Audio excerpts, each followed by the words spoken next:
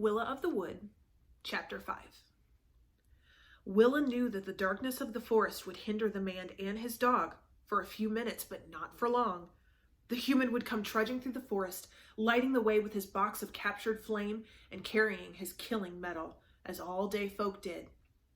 But what she was most worried about was the dog's speed through the underbrush and its powerful sense of smell, which she knew was akin to her own. She had foolishly scoffed at the dog when it had been fast asleep, but now that it had tasted her blood, it would be unstoppable. She had been hunted by dogs before. They were simple beasts, but relentless on a scent.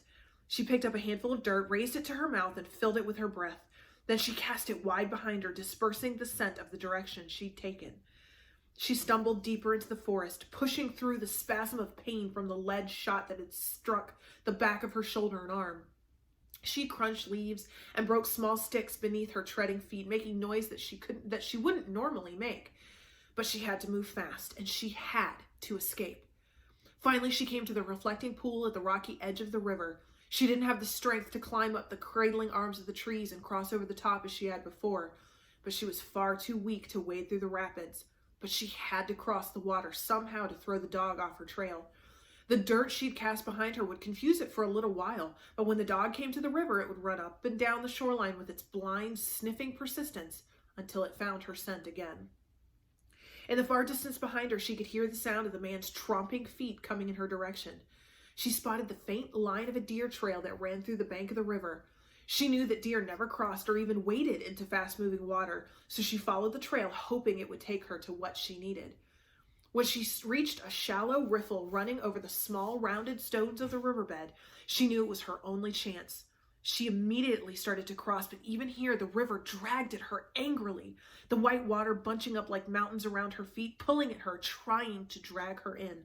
She fought against it, tried to keep pushing through it, but she finally lost her balance and collapsed down into the river, beset with pain, and the cold power of the water took hold of her and swept her away. She kicked and she sputtered, gasping for air in the churning water, terrified that she was going to drown. But then the current pulled her quickly forward and slammed her against a rock. She grabbed hold. The raging water immediately wanted to tear her away, to pull her down into its darkest holes, but she gritted her teeth and held on to the cold, hard surface of the rock. She clung to it. "Climb it, Willa," she told herself. "Climb it." She reached up her hand, found a crevice with her fingers, and pulled, dragging herself slowly out of the river. The back of her shoulder throbbed. Her right arm and that whole side of her body felt numb, like all the blood had seeped out of it into the churning dark waters of the greedy river. She crouched down in between the large, jagged, broken boulders that crowded the river's edge and asked for their protection. The cracked, moss-covered stones towered over her head, making caves between them where she could hide. She'd always loved the feeling of climbing among rocks like these, and it gave her comfort to rest among them now, but she knew she couldn't stay here. The rush of the river was drowning out many sounds, but she knew that the man and his dog were still coming, still on her trail, and they would find her here. She had to keep going, but she was exhausted and bleeding. Her lair and her clan were miles and miles up the mountains beyond her reach. She could find no help from there. But she could not let herself give up. She needed to find a way to escape. She had lived in the forest all her life, and she had taken pride in helping the animals who needed her care. But she realized that this time she was the one who needed help, or she was going to die. She lifted her head, tilted her face toward the gleaming moon, and began to howl. It was a pitiful, soft little sound at first. She was weak and not used to making any noise, especially when enemies were on her trail. But soon she pulled the pain of her wounds into her throat, and she let out a long, plaintive howl. She howled in the way she had been taught, not by her mother, who'd been killed years before, or even by her grandmother who raised her, but by a mother she'd befriended the winter before.